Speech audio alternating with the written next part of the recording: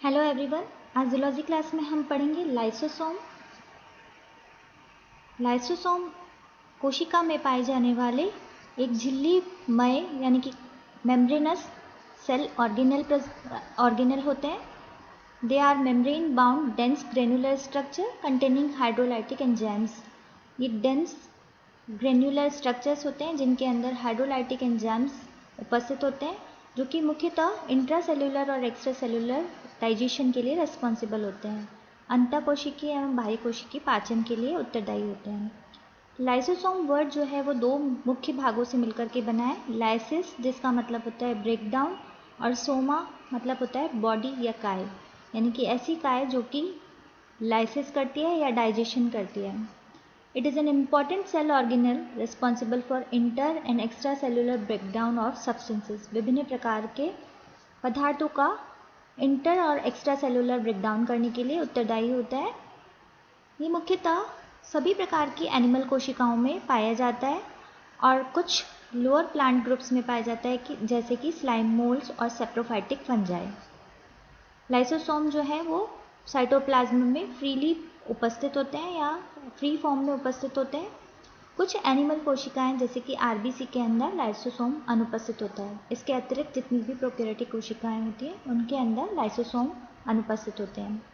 They are found in most abundant numbers in the cells which are related with enzymatic reactions. ऐसी कोशिकाएं जो कि enzymatic reaction के लिए रेस्पॉन्सिबल होती हैं, जैसे कि liver cells, pancreatic cells, kidney, spleen, leucocyte, macrophages कोशिकाएं, उनके अंदर लाइसोसोम की अधिकता होती है या नंबर्स में अधिक होते हैं।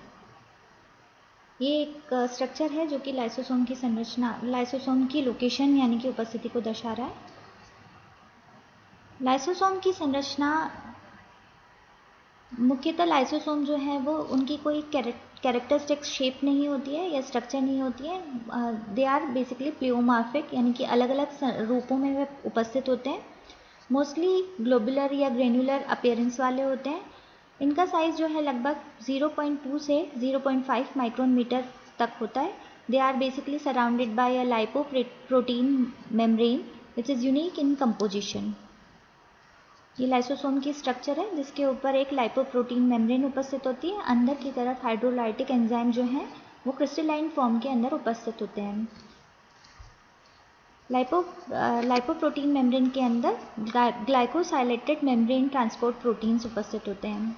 The membrane contains highly glycosylated lysosomal associated membrane protein LAMP and lysosomal integral membrane proteins LIMP। ये दो प्रकार के प्रोटीन्स लाइसोसोम की मेम्ब्रेन के अंदर उपस्थित होते हैं। LAMPs एंड LIMPs ये लाइसोसोम की जो इनर सरफेस होती है उसके ऊपर कोट बनाते हैं। ये LIMP और LAMP प्रोटीन जो हैं ये लाइसोसोम की मेम्ब्रेन को विभिन्न प्रकार के हाइड्रोलाइटिक एंजाइम के अटैक से बचाते हैं। Lysosomal membrane has a hydrogen proton pump which is responsible for maintaining pH condition। Lysosome की मेम्ब्रेन के अंदर एक हाइड्रोजन प्रोटोन पंप होता है जो कि pH की कंडीशन को मेंटेन करके रखता है। The acidic medium is maintain by the proton pump. Lysosome का जो अंदर का एनवायरनमेंट होता है वो एसिडिक एनवायरनमेंट होता है जो कि प्रोटोन पंप के द्वारा मेंटेन किया जाता है। प्रोटोन पंप जो है वो पंप करते हैं हाइड्रोजन आयन को अंदर ल्यूमन की तरफ और लाइसोसोमल एंजाइम की कार्यशीलता को बनाए रखते हैं। Inside the membrane the organelle contains enzymes in the crystalline form. अंदर की तरफ मेम्ब्रेन के अंदर पाए जाने वाले एंजाइम जो हैं वो क्रिस्टलाइन फॉर्म के अंदर उपस्थित होते हैं। लाइसोसोम में पाए जाने वाले विभिन्न एंजाइम्स जो हैं जो कि एक्स्ट्रा सेलुलर और इंट्रा सेलुलर डाइजेशन के लिए रेस्पॉन्सिबल होते हैं उनको हम एक्यूमुलेटेड रूप से हाइड्रोलाइसिस कहते हैं। हाइड्रोलाइसिस कहते हैं।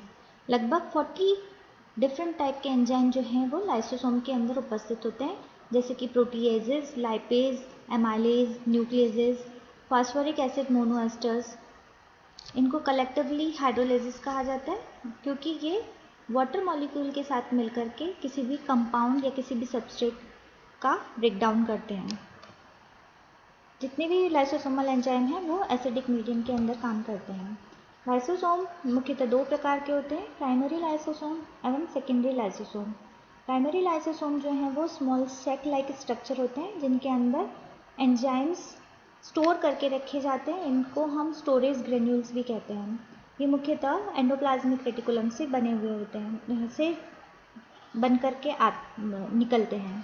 सेकेंडरी लाइसोसोम प्राइमरी लाइसोसोम का फेगोसोम्स के साथ में मिलने पर बनते हैं। They are formed by the fusion of primary lysosome with the phagocytes.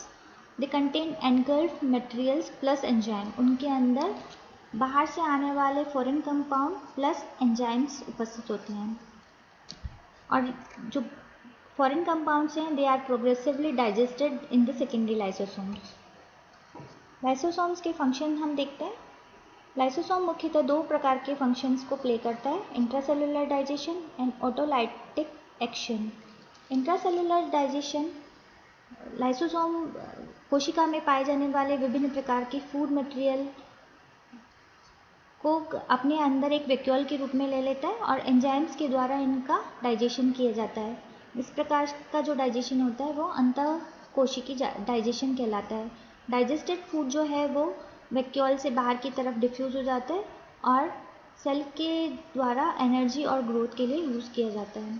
ऑटोलाइटिक action different cell organelle जो हैं वो विभिन्न प्रकार के अपशिष्ट पदार्थों से निजात पाने के लिए एक ऑटोफैगी मैकेनिज्म को यूज़ लेते हैं। जितने भी बाहर से अनवांटेड सब्सटेंसेस होते हैं उन्हें सेल के अंदर एनगल्फ किया जाता है और उनको लाइसोसोम्स के साथ में मिला करके वहाँ पर पाचन किया जाता है। इस प्रकार बनने वाली जो सेल्स होती हैं, सेक्स होते हैं, उन्हें ऑटोफेगोसोम्स कहा जाता है। The autophagosomes is then destroyed by the action of the lysosomal enzyme और इन ऑटोफेगोसोम्स को लाइसोसोमल एंजाइम के द्वारा नष्ट किया जाता है। ऑटोफेगोसोम्स या ऑटोलाइटिक एक्शन जो है इनको भी हम विभिन्न प्रकार से देखते हैं। हेट्रोफैगी, अगर किसी भी एक्सोजेनस मटेरियल को यानी कि बाह्य कोशिकीय सब्सटेंस को या मटेरियल को अगर हमें डाइजेस्ट करना है तो उसे फेगोसाइटोसिस या पिनोसाइटोसिस की मदद से कोशिका के अंदर एनगल्फ किया जाता है और उसे प्राइमरी लाइसोसोम्स के साथ में मिला करके डाइजेस्ट किया जाता है। इस प्रक्रिया को हेट्रोफैगी कहते हैं।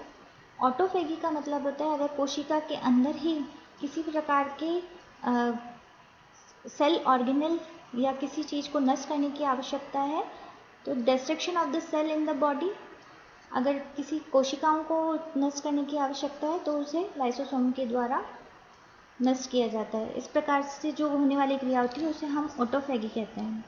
Extra cellular digestion, primary lysosome जो है वो कुछ हाइड्रोलाइजेज को बाहर की तरफ सिक्रीट करते हैं और this result into the degradation of the extra cellular material.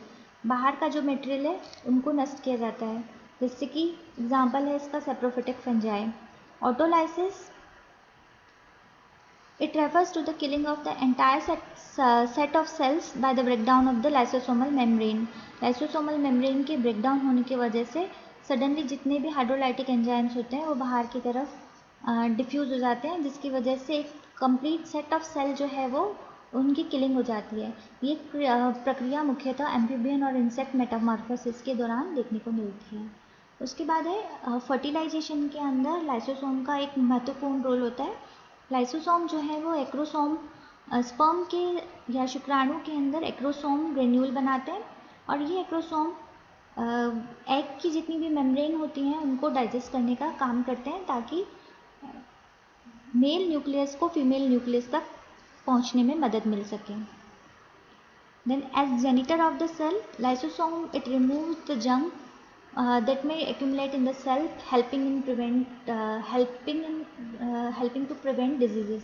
विभिन्न प्रकार की बीमारियों से बचाने के लिए जितना भी जंक हमारी कोशिका के अंदर इकट्ठा हो सकता है उनको नष्ट करने का काम करते हैं।